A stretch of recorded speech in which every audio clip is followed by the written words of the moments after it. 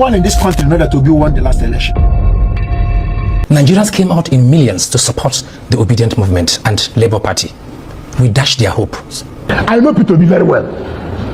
I know him very well. No single state in northern Nigeria will vote Peter Obi for 2027 presidential election. That was an act of manipulation that made the result to go the way it went. We failed them.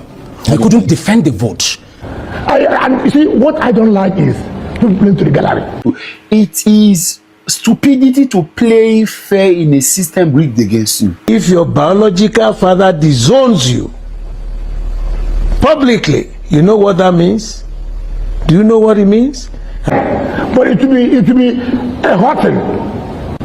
I prefer a candidate that I know what he says is what he do. I said to myself that young man needs to be immediately taken to the psychiatric hospital. You believe that Peter Obi won the election in 2023? That is a past tense. No. Welcome back to Trend with Alicia. Guys, we have a serious gist for you today. So guys, different political figures have been talking about Mr. Peter Obi and his chances in the 2027 coming election. But why does Peter Obi remain the main topic in almost every political conversation?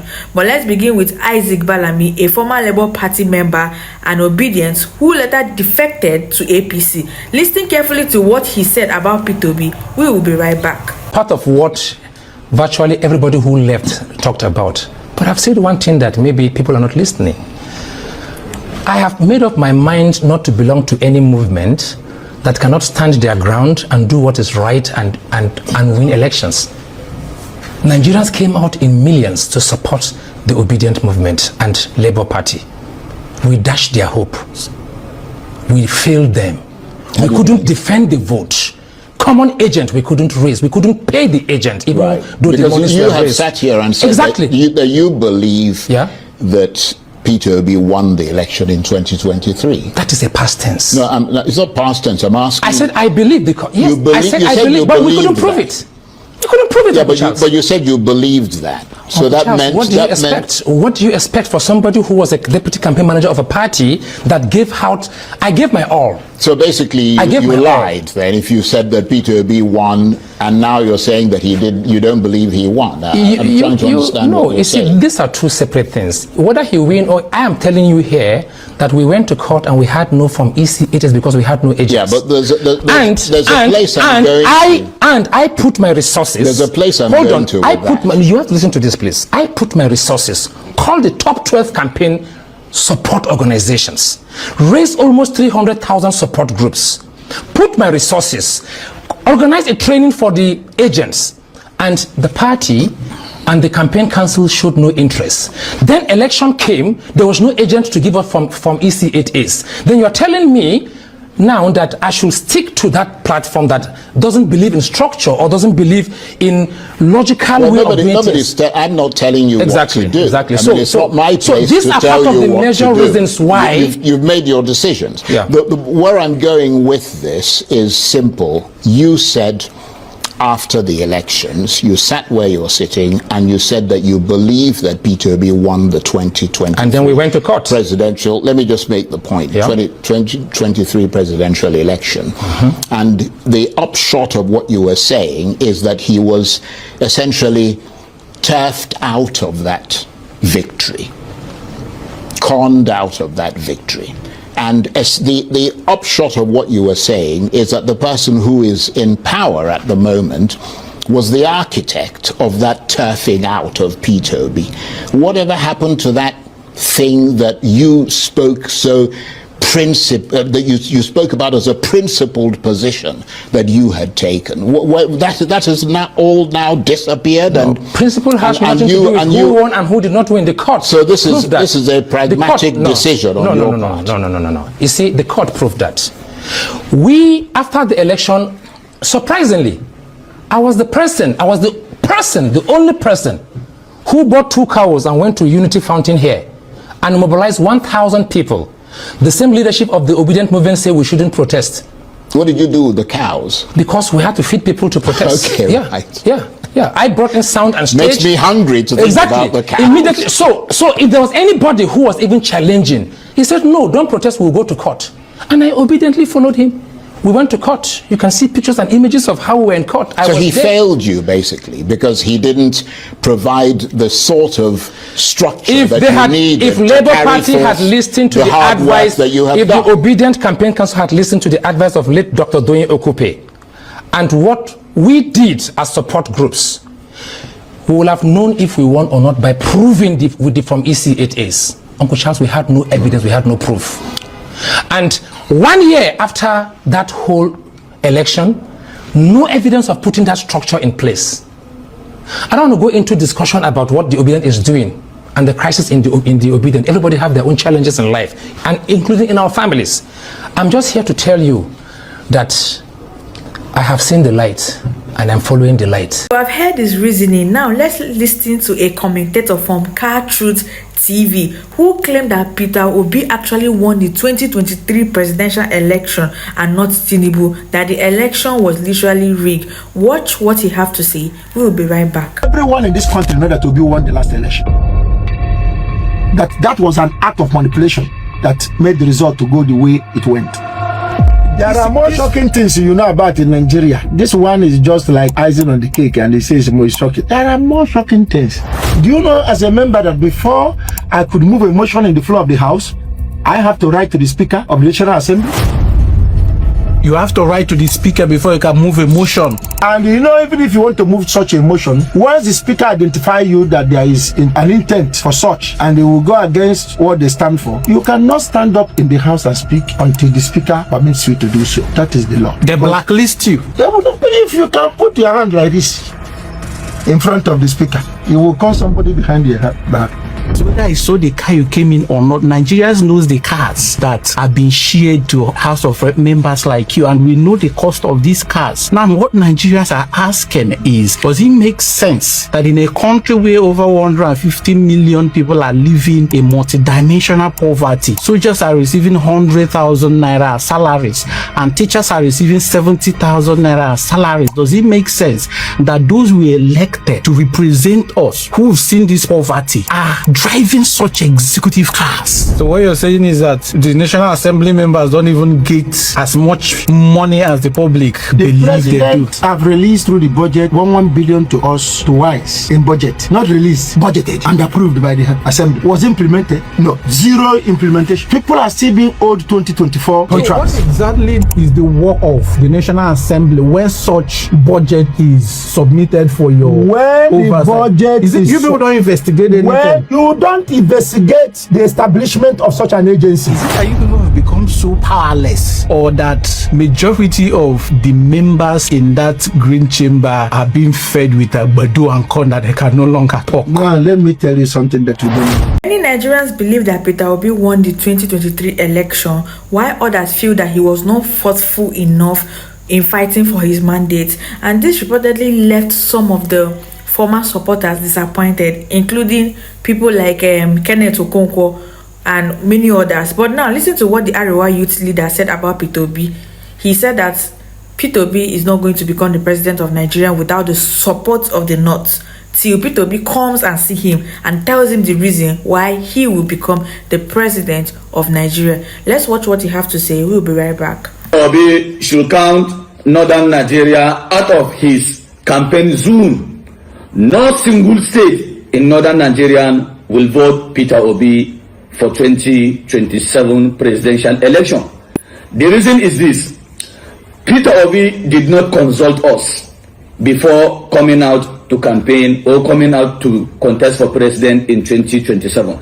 And Peter Obi did not inform us about his presidential campaign for 2027. So you can never be president in Nigeria without the support of northern Nigerian youth. So we have no any agreement with Peter Obi. And it is Peter Obi should know the northern Nigerian will vote for a presidential candidate who supports President Muhammadu Buhari in 2015. And the northern Nigerian will vote a presidential candidate who supports the northern Nigerian in 2015. As it is, we have no any agreement with him, and we are not going to support him. And any single state that voted for Peter Obi, we are going to sack and replace the state coordinator. Thank you very much. And I want to use this opportunity to appreciate President Bola Ahmed Tinubu for increasing the salary of the armed forces. As it is today, the northern Nigerian youth are smiling because the majority of the military today are northern Nigeria. We are the ones smiling. We appreciate Mr. President for doing that. Thank you very much, President Bola Ahmed Tinubu, for the salary increasement. Thank you. My people, one question I keep asking myself daily is, why is Peter Obi always singled out? Cockroach, Peter Obi; lizard, Peter Obi; ant, Peter Obi; bird, Peter Obi; chicken, Peter. Like, what have Peter Obi? Don't we have Atiku? We have Atiku Abubakar. It's another another person that is contesting. We have Showore. We have several others. Has Tinubu personally visited this youth leader that is talking now that Peter Obi has to come and visit him before he will not know if he will contest? Kiniko. What of Tinubu? Let Tinubu come and visit you. Why is it always Peter Obi? Now listen to what Nyesom Wike said about Peter Obi and the 2027 election. You know that one will never support Peter Obi, but hear what he have to say. We'll be right back. It will be a hot thing. I prefer a candidate that I know what he says is what we do. I can tell you. Can I compare to you? I can tell you. I know Peter Obi very well. I know him very well. And you see, what I don't like is people playing to the gallery. What I'm not used to, what I don't do, or what I've not done, I won't do simply because I want to be in power. I was a governor, and I never attended birthday parties in the IDP camps. I've never. I was a governor. I've never gone to do my birthday with the motherless homes. Simply because you want to be a president, every of your birthday, you go to IDP camp.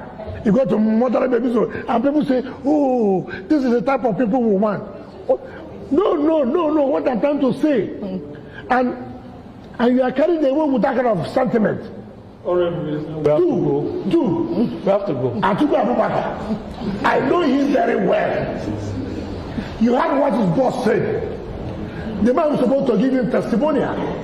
Said it's too bad.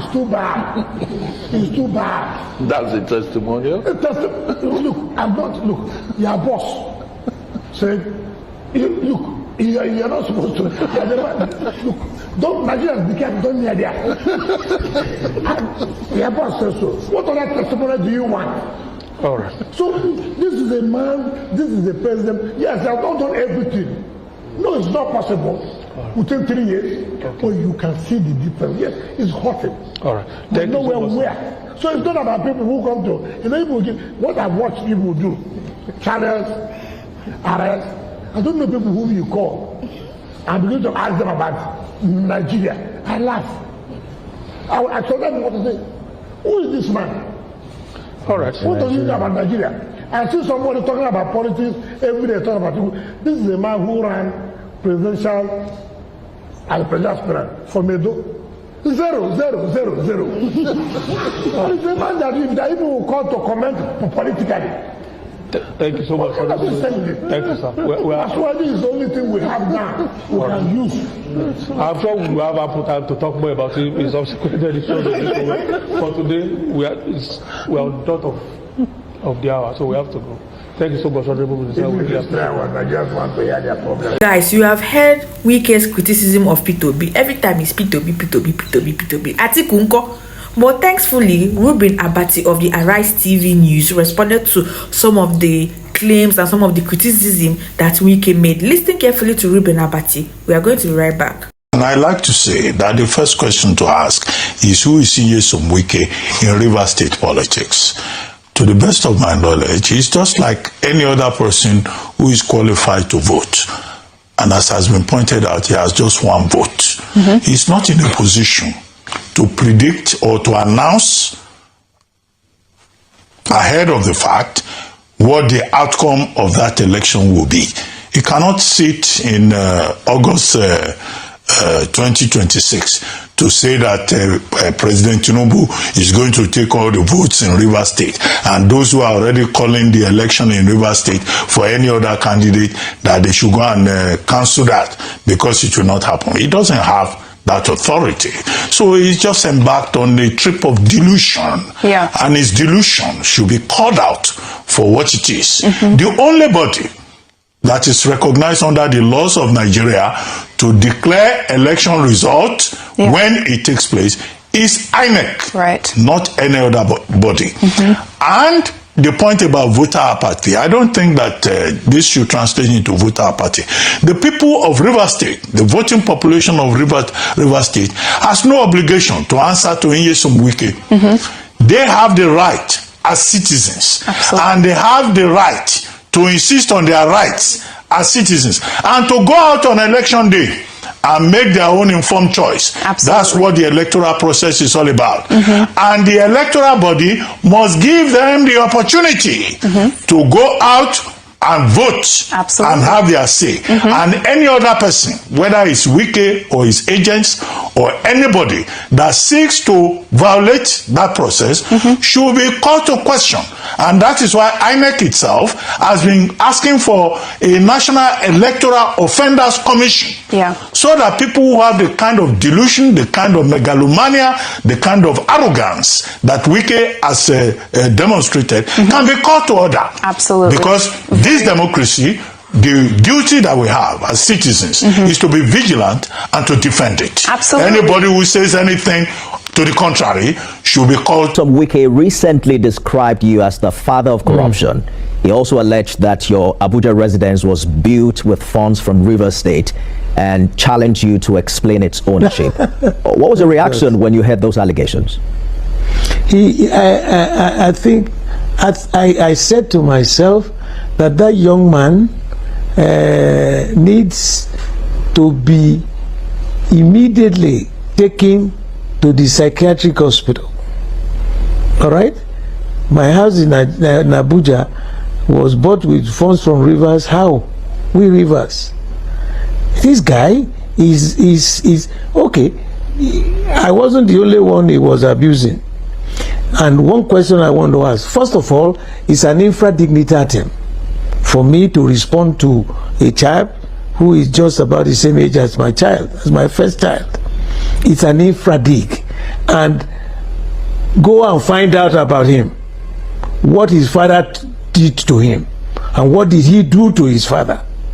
And in Africa, if your biological father disowns you publicly, you know what that means?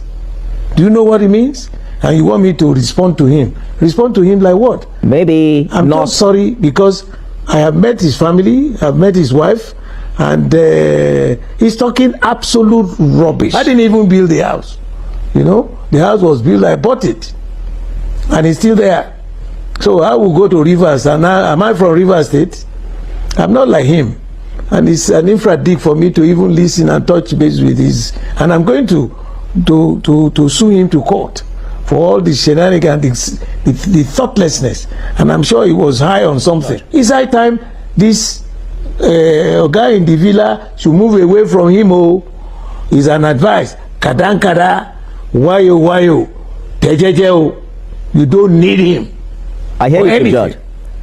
Just for clarity, and I'm not asking that you respond to the FCT minister, but as an elder statesman, I'm sure that you will want that allegation cleared.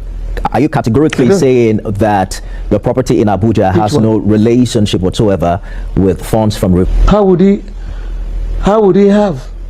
What has it got to do with the price of milk? It's my house. The agent got it for me, and the owner of the house was also a civil servant, retired. So what has it got to do with Rivers State? Am I from Rivers State? Is Rivers State a bank for me to go and borrow money? Look, I don't want to talk about these little rats.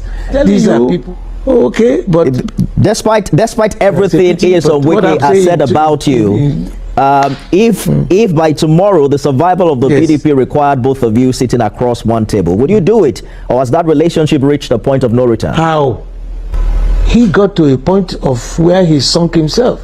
Guys, you have listened to what Bode just said, and now you listen to Femi Adesina. While defending Bola Ahmed Tinubu, he argued that Nigeria should not assume that Peter Obi would govern differently, simple because he criticizes the distribution of rights. Listen to his argument. I'll be right back. Sound unethical, but listen with your ethical mind. If the person you think is a better person to lead Nigeria will also win, he will also need to share rice. Yes. Maybe even share more rice. Yes. Holier than thou won't get you anywhere. Not because that is what you intend to do, but because that's the language the people understand. That's the gateway. Get there first and do the right thing.